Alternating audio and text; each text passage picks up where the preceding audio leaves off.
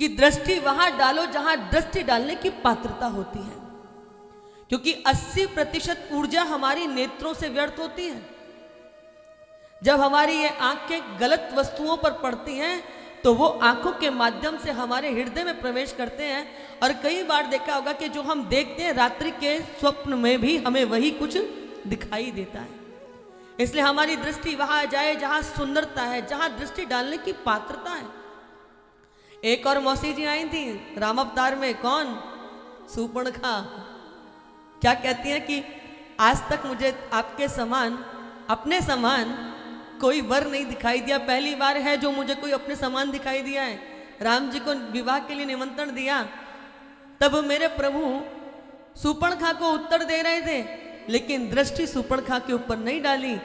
वहीं पर वैदेही बैठी हुई थी, दृष्टि वैदेही के ऊपर, सीता माता के ऊपर थी, और उत्तर सूर्पणखा को देते थे। कहने का अभिप्राय कि ये दृष्टि, ये निगाहें उस जगह जाएं जहां पर इनको डालने की उपयुक्त जगह है। अब इधर पूतना ने पल्ले में लेटे हुए श्याम सुंदर को जैसे ही देखा तो कोई अंधेरे में रस्सी को, सांप को रस्सी समझ के उठा ले, ऐसे ही साधारण बालक समझ कर के पूतना मौसी ने पल्ले में से श्याम सुंदर को ले लिया। सोचा अभी इसके मुख में स्तन दूंगी, जैसे ही अधर से विष लगेगा 2 पल में इसकी राम नाम सत्य हो जाएगी। ऐसा विचार करके जैसे ही पूतना मौसी ने लाला के मुख में अपना स्तन पान कराना प्रारंभ किया तो यहाँ तो गंगा ही कुछ उल्टी बहने लगी। मेरे प्रभु ने सबसे पहले पूतना के विष का पान करना शुरू किया है, फिर पूतना के दूध का पान करना शुरू किया है, और बाद में मेरे प्रभु पूतना के प्राणों को पीने लगे हैं।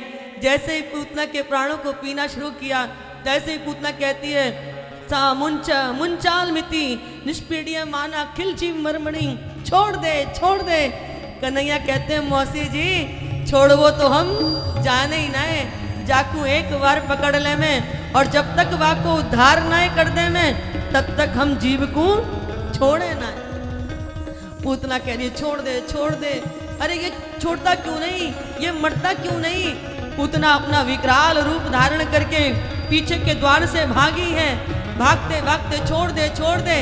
अरे इस बार कन्हैया ने ऐसे प्राण पिए कि पूतना भयंकर रूप में धरती पर आकर के गिरी है। जैसे ही पूतना गिरी सारा ब्रज जैसे भूकंप आ गया। आपको मालूम है पूतना का रूप क्या था उस समय? 18 किलोमीटर के एरिया में गिरी थी पूतना। ब्रज के कथाकार रसिक तो ये कहते हैं कि जहां पूतना के कान गिरे वो कानपुर बन गया, जहां हाथ गिरे वो हाथरस बन गया, जहां मूड़ गिरे वो मुड़सान बन गया। वो पूतना इतना विराट पर्वतकार आकार जैसी वो देह लेकर के धरती पर गिरी।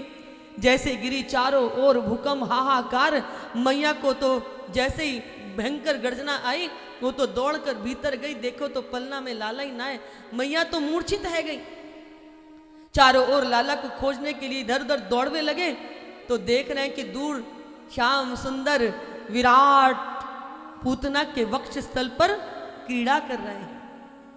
दौड़ करके गए, मैया लाला मिल गया, वो राक्षसी लेके चली गई। मैया दौड़ करके आई और पुनः उस राक्षसी को देख के मैया फिर मूर्छित है गई। अब बोले भैया मरी सो मरी, हमारे आसपास के मार्गन ने और बंद करके मरी है। सारे मार्ग बंद हो गए, रास्ते बंद हो गए, मथुरा वृंदावन बरसाना जावे आवे वारे। बड़ी मुश्किल से पेड़न की सीढ़ी बना बना करके एक दूसरे के ऊपर चढ़ करके लाला को उतारा ऊपर थे। इतने में नंद बाबा भी लौट करके आए। तब तक तो पूतना मौसी को काम पूरा है गो। अब बाबा बोले मरी सो मरी, अब जाको कहा करें।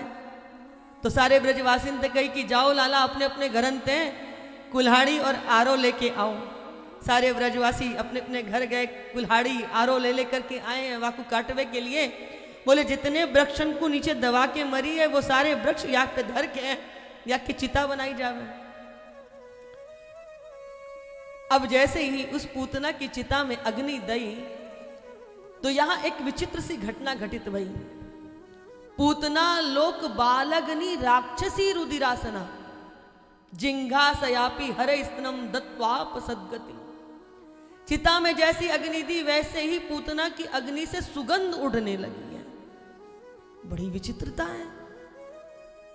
न जाने कितने लोगों को हमने आते और जाते देखा, कभी किसी की चिता से सुगंध उड़ती है क्या? अरे ये तो राक्षसी है, इसकी चिता से सुगंध उड़ने का अर्थ क्या है? तो जिसका पूतना का जरा व्यक्तित्व देखिए, पूतना लोक बालगनी। पूतना, एक तो नाम कितना सुंदर है, पूतना, जो किसी के बालक को ना छोड़े वो पूतना। लोक बालगनी, बच्चों की हत्या करती है। इसका भोजन क्या है? रक्त मांस मज्जा। जिसका नाम अच्छा नहीं, जिसका काम अच्छा नहीं, जिसका भोजन अच्छा नहीं, फिर उसके देह से सुगंध उड़ना। क्योंकि ये जो पूतना है ना, अपने पूर्व जन्म में राजा बलि की बहन थी रत्नमाला। जिस समय मेरे प्रभु बामन बनकर के राजा बलि के द्वार पर पहुंचे तो इनके हृदय में बामन का स्वरूप देख करके वात्सल्य उमड़ा। हृदय में आया कि काश ये मेरा पुत्र होता तो मैं इसे हृदय से लगा करके इसको दूध का अपने पान कराती। लेकिन जब विराट बनकर के अपने भाई का साम्राज्य लूटते हुए देखा तो मन में भाव आया कि अगर ये मेरा पुत्र होता तो जहर पिला करके मार देती। आज वो दोनों भाव भगवान ने इस रूप में पूरे किए। और वैसे भी बंधुओं, दूध पिलाने का काम कौन करती है? मां करती है। श्याम सुंदर को दूध पिलाया है पूतना ने, इसलिए मेरे प्रभु कहते हैं कि तुमने मुझे मां बनकर के दूध पिलाया, इसलिए जो गति मैं यशोदा मैया को बाद में दूंगा वो गति मैं तुमको पहले ही देता हूं। और पूतना को मेरे प्रभु ने अपना स्थान दिया है, अपने लोक में स्थान दिया है। आप सोचिए मेरे प्रभु कितने करुणा वरुणा के सागर हैं कि जो पूतना विष लगा करके मारने आई, ये नहीं देखा ठाकुर ने कि वो विष लगा के मारने आई है। मेरे प्रभु की तो दृष्टि सिर्फ इस बात पे जाती किसने मुझे दूध पिलाया है। हजारों हमारे अवगुणों को, हमारे बुरे कृत्य को क्षमा कर देते हैं प्रभु सिर्फ हमारे एक गुण पर रीच करके। जितना दिन भर में हम सुबह से लेकर रात तक पाप करते हैं जाने अनजाने में, लेकिन देखो ना प्रभु की कितनी कृपा है। जितने मेरे अपराध हैं उतने तो प्रभु हमारी कभी हमको दंड देते ही नहीं है।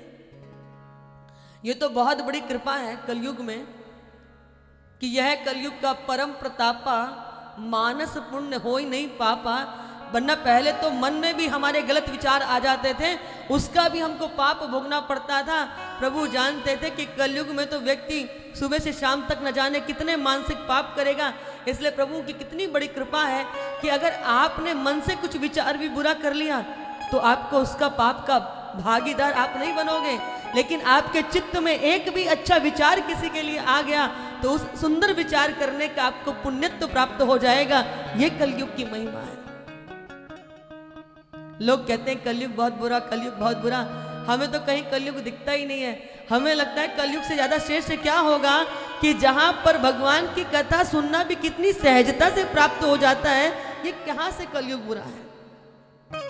सतयुग में लोग लाखों लाखों हजार वर्ष तप करते थे, तब भी प्रभु प्राप्ति नहीं होती थी, सत्संग प्राप्त नहीं होता था। त्रेता में कितना यज्ञ करने के बाद भी प्रभु की प्राप्ति नहीं।